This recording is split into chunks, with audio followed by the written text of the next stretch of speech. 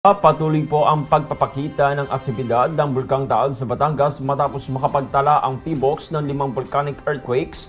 Kabilang na po ang 2 volcanic tremors na tumagal ng 1 hanggang 2 minuto sa nakalipas na 24 oras at ayon po yan sa latest update ngayong Martes ng umaga.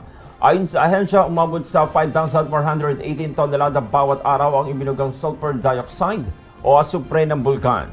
Napagalamang umabot naman sa 900 metro ang taas ng ibinugang singaw mula po yan sa bunganga ng bulkan. Katamtama naman ang lakas ng pagsingaw at ito ay napadpad naman sa direksyong Hilagang Kanluran. Sa kabila po ng mga aktibidad na ito, nananatili pa rin po sa Alert Level 1 ang status ng Taal Volcano. Ibig sabihin may bahagyang abnormalidad pa rin sa bulkan at pinapayuhan ang publiko na patuloy na umiwas sa pagpasok sa Taal Volcano Island na itinuturing na permanent danger zone. Ilulunsad na ng Department of the Interior and Local Government o DILG ang mas pinaigting na Unified 911 Emergency Call System sa buwan ng Hulyo. Ay kay DILG Secretary John Vic Remulla, may lalabas ngayong linggo Special Allotment Release Order para sa programa. Unang ipatutupad ito sa Ilocos Region, Central Visayas, BARMM, National Capital Region at ilang probinsya sa Cavite, Laguna at Rizal. Layunin ng Unified 911 System na gawing iisa na lang ang emergency hotline sa buong bansa. Kabilang sa mga re-responde ang PNP at DFP na tutulungan ng mga bagong teknolohiya gaya na lamang ng geolocator at live streaming para sa mas mabilis at eksaktong tukon. Magpapatuloy naman ang rollout kada buwan hanggang masaklaw ang lahat ng 18 rehiyon.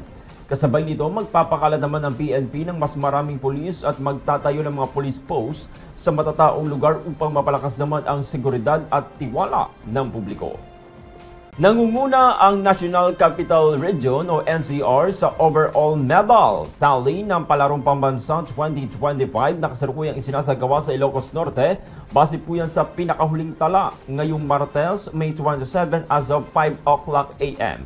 Nakuha na ng NCR ang kabuang 24 na medalya na binubuo ng 13 gold, 8 silver at 3 bronze. Pumapangalawa naman ang Calabarzon na may 11 gold, 9 silver at 6 bronze medal. Habang nasa ikatlong pwesto naman ang Western Visayas na may 6 gold, 5 silver at 3 bronze. Sumunod naman sa talaan ng Northern Mindanao sa ika-4 na pwesto at Eastern Visayas naman sa ika-5.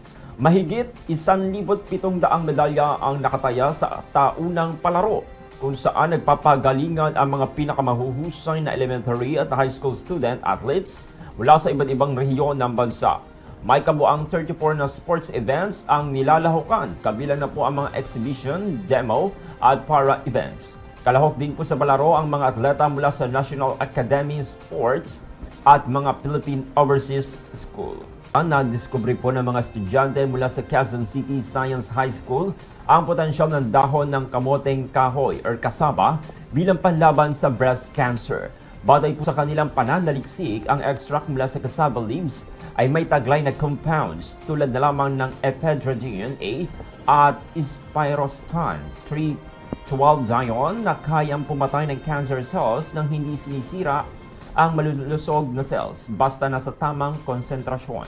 Gamit ng in vitro at in silico testing, napatunayan po ng grupo na kayang harangin ng naturang compounds ang estrogen receptor 5-UTB na responsable sa pagkalat ng cancer cells. Dahil sa kalagahan po ng pag-aaral, iniimbitahan po ang grupo na magpresenta sa American Association on Cancer Research Forum sa Chicago nitong Abril, isa sa 2 international teams na lumahok. Ayon sa kanilang advisor, nagsimula ang proyekto noong grade 9 pa lamang sila sa kabila ng kakulangan sa pondo at kaalaman. Umaasa naman ang grupo na magiging daan ng kanilang pag-aaral sa paggawa ng mas mura at abot-kayang luna sa breast cancer. Sa Pilipinas, tinatayang mahigit 27,000 na bagong kaso ng breast cancer ang naitatala taon-taon. Isang 25 anyos na trans woman po na negosyante ang personal na nagtungo sa Mabini Municipal Police Station nitong linggo, Mayo 25, upang isumbong naman ang umuning panggagahasan na naganap dakong alauna ng madaling araw sa Barangay Ligaya, Mabini, Batangas. Sa salaysay ng biktima, tinakot umano siya ng suspect na ikakalat ang kanyang hubad sa video sa mga social media kung hindi siya makikipagtalik. Kasamang isang kaibigan, nagtungo siya sa isang resort upang pakiusapan ang suspect na burahin ng naturang video. Ngunit hindi pinayagang makapasok ang kanyang kasama kaya't mag-isa siyang pumasok sa silid ng suspect. Ayon sa reklamo, doon ay sapilitang pinagawa sa kanya ang isang malaswang aktong sexual. Nakilala ang suspect na si Aaron C. 23, isang Chinese national at negosyante mula sa barangay Piña, Taysan, Batangas. Inaresto na ito at inihahanda na ang kasong isasampa laban sa kanya habang nagpapatuloy naman ang investigasyon ng pulisya. Nauwi naman sa trahedya ang isa sanang masayang salo-salo ng isang pamilya matapos malunod ang dalawang bata na magpinsan na edad 6 sa dagat ng barangay Matandang Sabang, Silangan, Katanawan, Quezon itong linggo ng hapon. Sa isinagawang investigasyon ng Katanawan Municipal Police Station, lumalabas na bandang 1:30 ng hapon ay nagsasaya ang pamilya ng mga biktima sa isang salo-salo sa tabing dagat ng barangay Matandang Sabang, Silangan. Habang naliligo naman sa dagat, napansin ng pamilya na hindi bumalik ang dalawang bata kaya agad silang nagsagawa ng search and rescue kasama ang ilang residente. Na-recover ang mga bata bandang 2:40 ng hapon at agad na isinugod sa ospital. Subalit, idineklarang dead on arrival.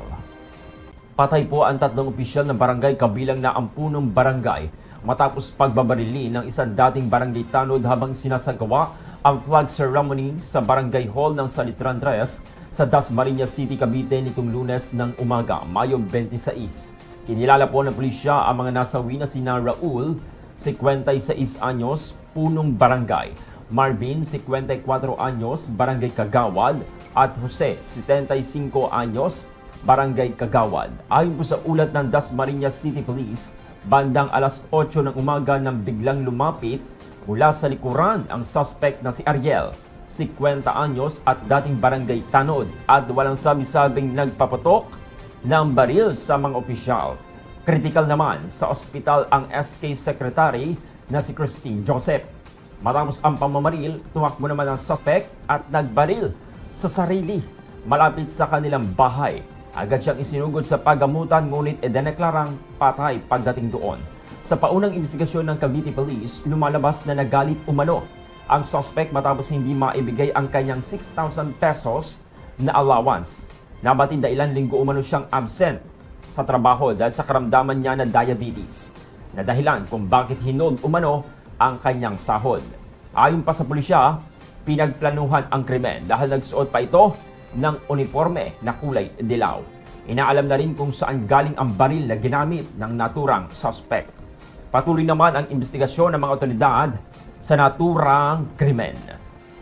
7 katao naman ang nagtamo ng sugat matapos maaksidente ang kanilang sasakyan sa Bypass Road, Barangay Baguio, Tayabas City, Quezon, dahong 3:19 ng madaling araw nitong Mayo 25. Batay po sa inisyal na investigasyon ng Tayabas City Police Station, binabaybay ng isang van ang rotunda intersection ng Bypass Road nang biglang may makasalubong itong sasakyang may nakasisilaw na ilaw o naka-bright light. Dahil dito, pansamantalang nawalan ng paningin o nasilaw ang driver na naging sanhi upang mabangga nito ang mga konkretong harang sa gitna ng intersection. Nagdulot ang insidente ng hindi matiyak na halaga ng pinsala sa sasakyan at ikinasugat naman ng mga pasahero nito. Agad namang rumisponde ang mga tauhan ng City Disaster Risk Reduction and Management Office ng Tayabas at dinala sa Tayabas Community Hospital ang mga sugatan para sa kulang lunas. Kinilala naman po ang driver na si Brendo, 70 taong gulang o 70 na taong gulang. Residente naman ng Balingasa Street, Balintawak, Quezon City na hindi nagtamo ng anumang pinsala. Patuloy naman po ang investigasyon ng pulisya sa naturang aksidente. Umakyat na po sa 8 ang bilang ng namatay sa Mindanao. Dulot po yan ng malawakang pagbaha, bunsod ng patuloy na sama ng panahon. Ayon sa Office of Civil Defense or OCD, pagkalunod ang sanhi ng kanilang pagkamatay. Batay po sa datos ng OCD, higit 70,875 na pamilya o katumbas ng 345,000 na katao ang apektado sa 172 barangay sa ilang rehiyon sa Mindanao. Sa bilang na ito, nasa 8,000 pamilya na ang kasalukuyang nasa 11 evacuation centers. Patuloy naman ang pamalaan sa pamamahagi ng relief goods at hot meals habang binabantayan ng OCD ang lagay ng panahon sa rehiyon. Sensitibong balita po ito, isang lalaki po ang patay sa karumal-dumal na aksidente sa Crossing Avenue nitong Lunes sa Cabacan, Cotabato. Kinilala po ang biktima na si Bongburo Sultan, presidente ng Bulit, Pagagawan, Maguindanao. Habang tumatawid po sa kalsada, bigla siyang nabundol ng isang rumaragasang 10-wheeler truck at agad na nagulungan dahilan ng kanyang agarang pagkasawi. Ayon sa mga responding tauhan, wasak ang katawan ng biktima at idineklara itong dead on the spot. Nasa kustodiya na po ng pulisya ang driver ng truck habang nagpapatuloy pa ang investigasyon. Kinumpiska na rin po ang dashcam ng sasakyan bilang bahagi naman ng ebidensya. Nagpaalala naman po ang mga otoridad sa publiko na maging mapagmatsyag sa lansangan. Isang bangkay naman na lalaki ang natagpuan sa Bitas Road, Barangay Molino 2, Bacoor City, Cavite, dahong alas 4 ng madaling araw nitong Mayo 26. Ayon po sa Bacoor City Police Station, nakatanggap ng tawag ang Sector 4 Delta 1 mula sa isang nagangalang o nag-aalalang residente ukol sa umunay bangkay sa nasabing lugar. Natagpuan ang walang buhay na katawan ng biktima na may mga tama ng saksak. Kinilala po ang biktima bilang si Chris na nasa hustong gulang at residente ng Talon 1, Las Piñas City. Kasalukuyang inimbestigahan po ng Bacoor City Police Station ang insidente. Patuloy naman ang investigasyon upang matukoy ang motibo sa likod ng krimen at ang posibleng pagkakakilanlan ng salari. Inaasahan pong magdadala ng ulan ang dalawang sistema pangpanahon sa malaking bahagi po ng ating bansa ngayong Martes, ayon po yan sa weather forecast ng Pag-asa. Ayon po sa Pag-asa, ang Intertropical Convergence Zone or ITZZ na nakakaapekto sa parte ng Mindanao at Palawan ay magdudulot po yan ng mga kalat-kalat ng mga pag-ulan at pagkidlat pagkulog sa parte po o sa parte ng Palawan, Zamboanga Peninsula at Western Visayas. Samantala, dito naman po sa parte ng Batanes at Babuyan Islands ay makakaranas din po tayo ng mga parehong lagay na panahon dahil naman po sa isang frontal system. Binalaan naman po ng Pag-asa ang publiko na sa posibleng pagbaha at pagguho ng lupa sa mga apektadong lugar. Bukod dito, ang nalalabing bahagi naman po ng Mindanao ay maaring ring makaranas ng mga panaka-naka mga pag-ulan at pagkidlat pagkulog, dulot pa rin po yan ang umiiral na easterlies. Dito po sa parte ng Metro Manila at iba pang bahagi ng ating bansa, asahan naman po ang isolated rain showers o thunderstorm dahil pa rin naman yan sa easterlies. Katamtamang hangin at katamtamang pag-alon naman ang iiral sa dulong hilagang bahagi po ng Luzon. Habang mahina naman, hanggang sa katamtamang hangin, ang bahagyang pag-alon naman ang mararanasan sa iba pang panig ng ating bansa. Isa sa mga prutas na hindi lamang masarap, kundi puno rin ng benepisyo para sa ating kalusugan ay ang cherry. Ating alamin kung paano nga ba ito nakakatulong sa ating katawan. Ang cherry ay isang maliit ngunit makapangyarihang prutas.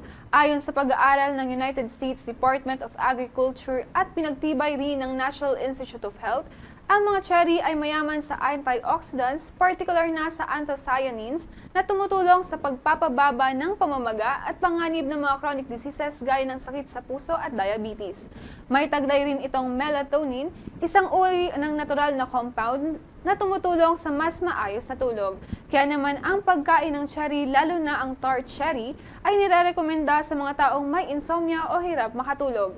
Bukod dito, sinusuportahan ng mga pag-aaral mula sa American Journal of Clinical Nutrition na ang regular na pagkain ng cherry ay nakakatulong din sa pagpapababa ng uric acid sa katawan, isang pangunahing sanhi ng gout o pananakit ng kasukasuan.